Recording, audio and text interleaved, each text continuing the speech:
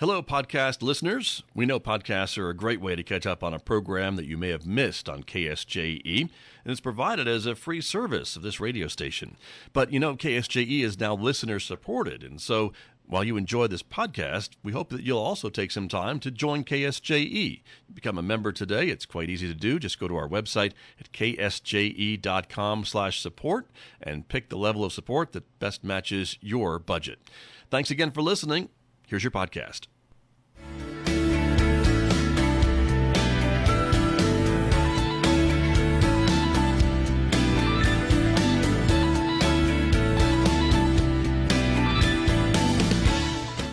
"15 minutes past 8 o'clock. It's Monday morning, the 13th day of October, 2025. Good morning, everybody. I'm Scott Michlin. Thanks for tuning in to KSJE. 90.9 FM over the air here in San Juan County, New Mexico. In Durango, Colorado, we're broadcasting at 103.3 FM. And if you're listening to my voice anywhere else on the planet, you've gone to our website to do that, ksje.com, or maybe you're listening through the new KSJE app. It's great to have you all with us this morning. Also, a welcome to our viewers who are joining us. The video of this program streaming out live to the KSJE Facebook page and also to our YouTube channel. So glad you're all with us today, because coming up, my guest from Presbyterian Medical Services, we are talking about Project Shield and more this morning. So we'll give you information about that coming up in the next few moments right here on KSJE. Then, of course, stay tuned after that. We'll do our check-in with Mick Hess, who is the host of Roving with the Arts. Mick will be here at 9:06 on KSJE. Also, we want to remind you, you can connect with us on other social media platforms like Instagram, Blue Sky, and X, in addition to Facebook and YouTube. And if you're a podcast listener, you can subscribe to KSJE Podcasts. They're available where you're already listening to podcasts, so check it out and maybe discover a new local program that you may have missed, or better yet, just download the new KSJE Radio app, and you'll have the podcast right there on your device. It's available now on the App Store and Google Play. Just search for KSJE Radio. Outside our studios here at San Juan College, another wet, rainy morning in San Juan County, 51 degrees. We're expecting rain all day today. Some light showers to heavier rains at times. 66 for a high today in Farmington.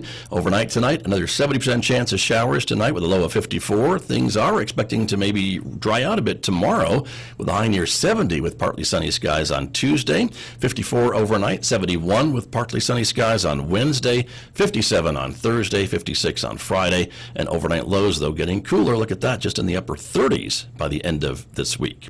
I'll be back with my guests from Presbyterian Medical Services right after this on KSJE. KSJE is supported by San Juan Regional Medical Center. The caregivers of San Juan Regional Medical Center are committed to bettering the quality of life, health, and care of individuals, families, and our communities. Life is their sacred trust. Better is their mission. Here is their home. San Juan Regional Medical Center, improving the health of the Four Corners since 1910.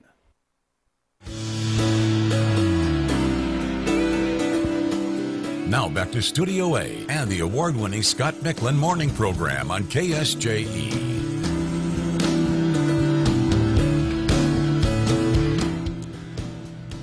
My guest this morning, as I mentioned, from Presbyterian Medical Services, Tonya Abernathy is here with us this morning. Good morning. Thank you for being here. Thank you. Great to have you here this morning. And as a reminder to our viewers and listeners that I still am a board member, proud board member of Presbyterian Medical Services, so full disclosure, just a little bit about that.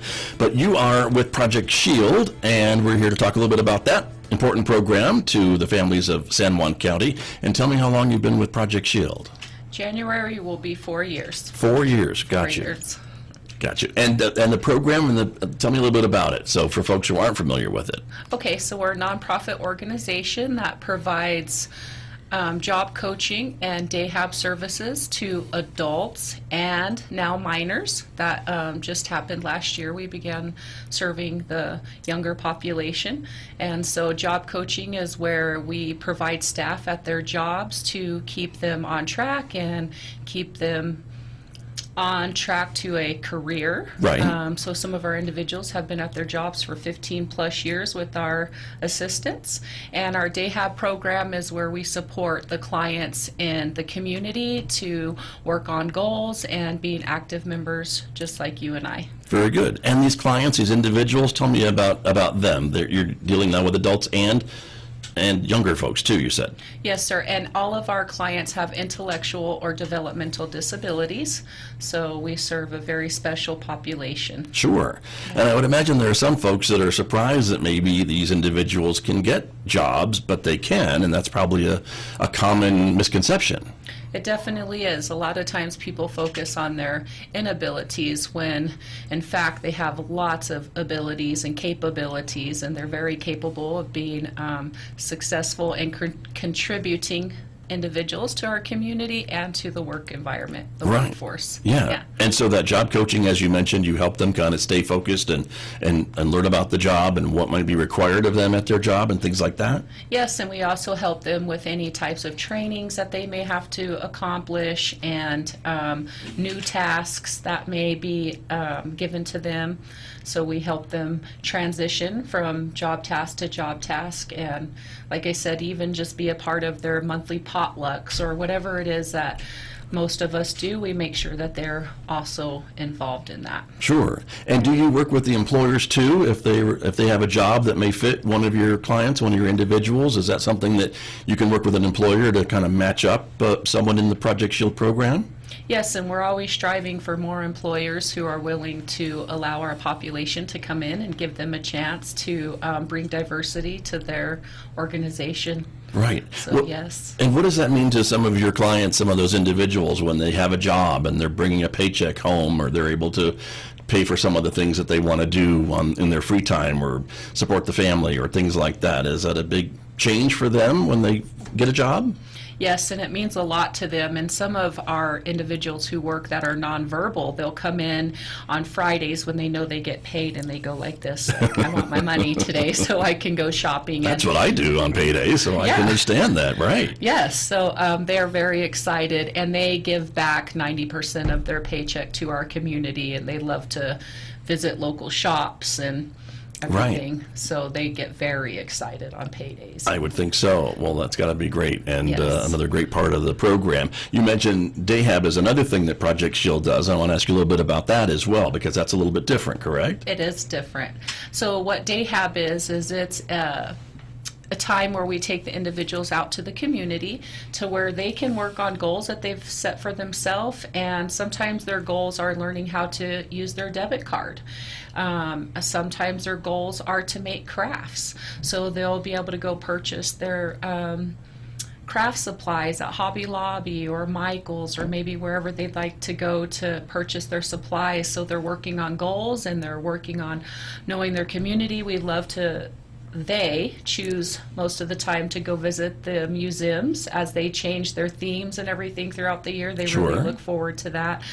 They've really enjoyed the plays put on by San Juan College this year. They're looking forward to Beetlejuice, and or did that one just pass? I don't remember, but they were really looking forward to that. So Nice. Day Hab is really just about tapping into things that the community has going on. Right. I think Beetlejuice Jr. was at the Civic Center, The and Civic the Adams Center. family is coming later on this month, so maybe they'll go see that too. Yes, So- yeah, the Civic Center does a lot of good plays as Yeah. well, and they're really Very excited to very go cool. to those. And it's all pretty much directed by the individuals, not by the Project Shield workers? Yes, sir, the individuals choose what they would like to do on a daily basis, and our staff just transport them there. Transportation is a big part of our program and what we provide. We pick them up either from their home or their residential setting, their family living setting, wherever they live. We pick them up and we take them out into the community, and then we also drop them back off. So without a vital service we provide is transportation Sure. to these individuals. So Right. it really is Which helpful. would be great. And are they're by themselves or kind of in a group as they go out on some of these things? So they have different services. We provide group and we provide individual. So depending on what they'd want to do today, like let's say one of the ladies wants to go get her nails done, she would probably be in an individual setting where the guys didn't have to go and sit Right. back and wait for her to get her nails done. But also sometimes they all want to go swimming together, so we'll group up. Well, today they can just go individuals. outside, so there's that. Yeah. But yeah, Yeah, so we do both. gotcha. So it just depends on what the group wants to do or what the individual wants to do too. Right. But it's pretty individualized, it sounds like to me too. Yes, it is, and it's based on their goals and their meaningful day. What's Right. meaningful to them is what we try to do throughout the day. Got you. And I imagine each of your clients, each of these folks are at different levels, and so what maybe one goal to one, maybe something that another client's already mastered or already has achieved that goal. Yeah, that is correct. We have some elderly individuals who like to go to the Bonnie in Dallas and enjoy lunch there and socialize with other individuals in their age group and things like that. So we do group accordingly also to like their age and stuff, if there's days that they would like to do things on more of a retirement level. Sure, makes sense to me. You bet. And I guess can some of these goals go back to the previous topic we talked about getting a job or being successful in a job? I guess could some of those goals be learning skills to get a job or something like that, or practicing using my debit card or things like that? Yes, most definitely. And we partner with DVR, which is our vocational rehabilitation people here in Farmington, and Right. they usually do a lot of the job searching and stuff, and then Project Shield comes in and we support them at their job. But if their goal is to find a job, then we definitely are a stakeholder in making sure that that happens for them. Got you. And so as we talk about the program, and it's for, it sounds like people of almost all ages then, right? If you've got seniors and other working adults and younger people involved in Project Shield, how can folks become a member or be part of Project Shield? I guess how does that work? Okay, so yes, we have our youngest client right now is 11 years old, and then our oldest one, she just turned 83. Wow. And so, yeah, there's a pretty good age range there. No kidding. So in order to become a Project Shield client, you have to go through the DD waiver. And what that is it's through the Healthcare Authority, and they apply through them. And the individual has to have, like I said, either an intellectual or developmental disability to qualify. And once they get on the DD waiver, then we can begin providing services for them. However, you can't just come to Project Shield and get services. And get signed up. It's a process. Got Yeah. you. And that's a state, I guess, decision, I guess, to get on that DD waiver. That's what they decide. Yes, sir. The state decides that. Got you. Yeah. Got you. We're showing the phone number and address of Project Shield if folks did want to come by or at least learn more about the program. And I'm sure that you've got folks there that can help folks point them in the right direction of how to start that process, right? Absolutely, and I myself would be willing to sit down. I've sat down with several families and connected them to the Healthcare Authority, got them the application they need to apply, kind of just help them with the things that seem to stress families out. Right. When it comes to an application process that's sometimes stressful, so I'm there to answer questions and guide families in the direction that they need to go. Got you. How many individuals do you have in the Project Shield program at the moment? Do you know? Right now we're serving 34 clients. Okay. Is that about average since you've been there? When I first started, there were 17, so we've grown a little bit. A Definitely couple years grown. ago, yeah, they had like a mass allocation, and what that means is the state released some clients that were on a waiting list for quite some time.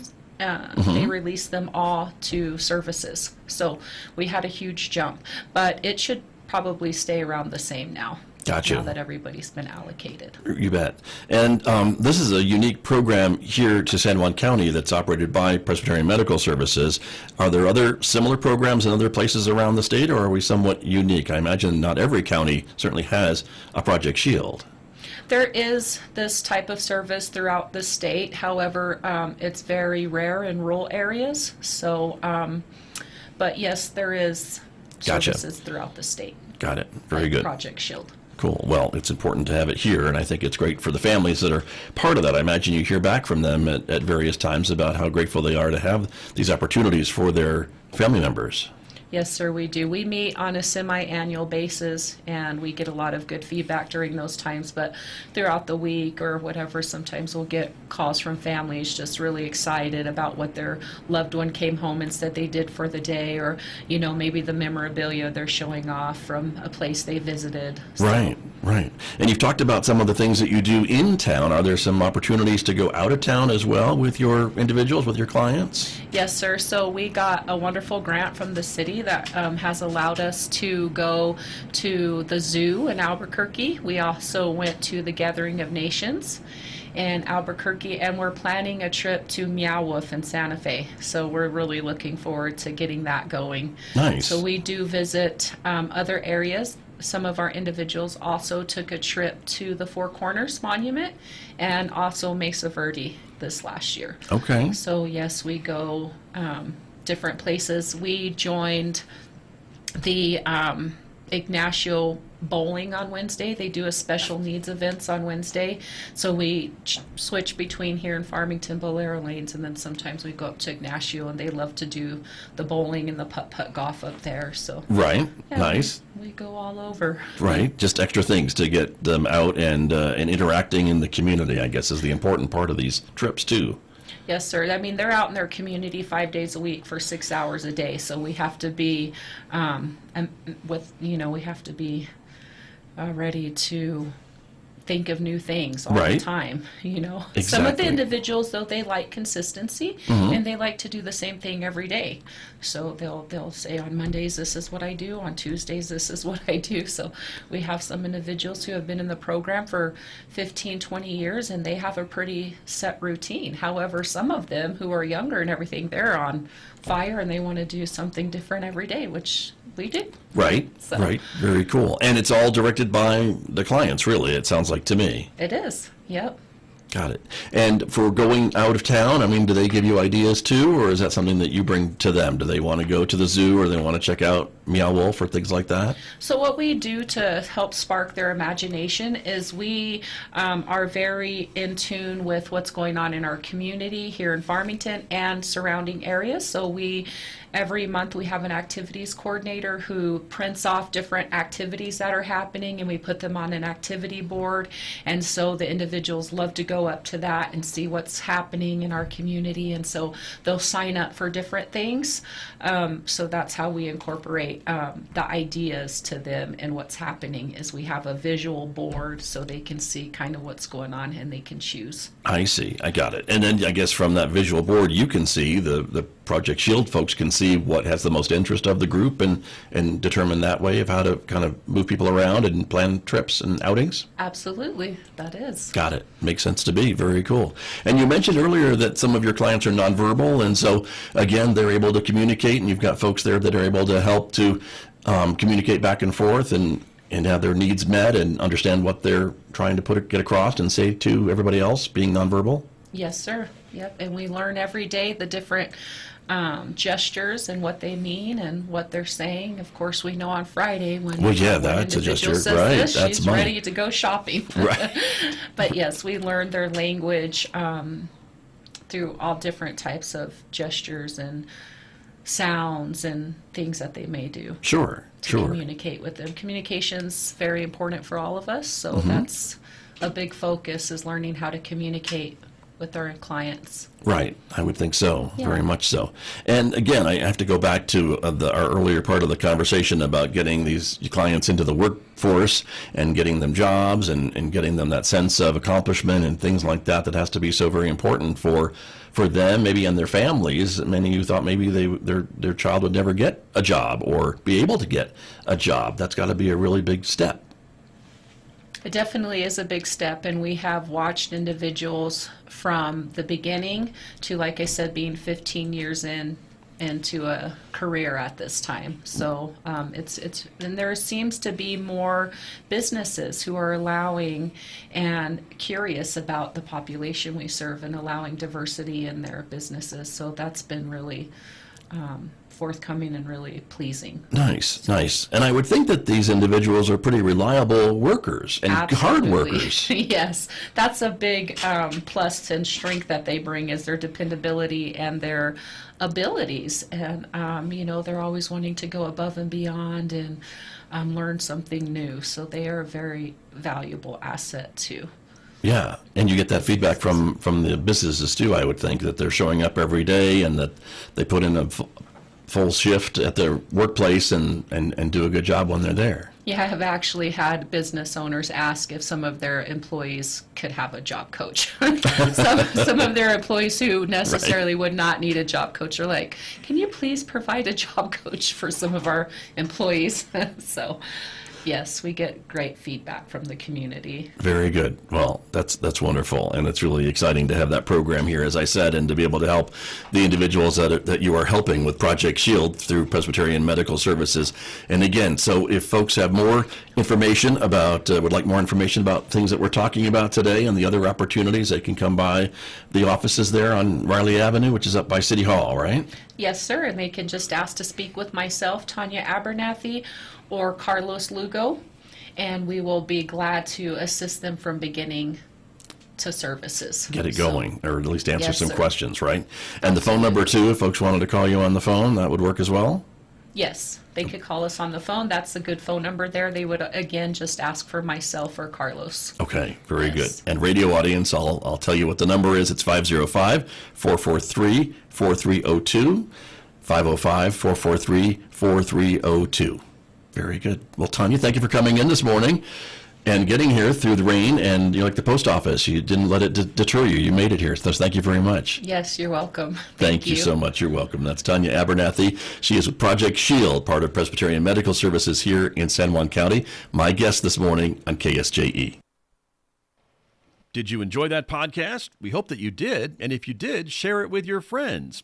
And if you really want to keep podcasts like this coming, please support KSJE. You can do it easily online at ksje.com.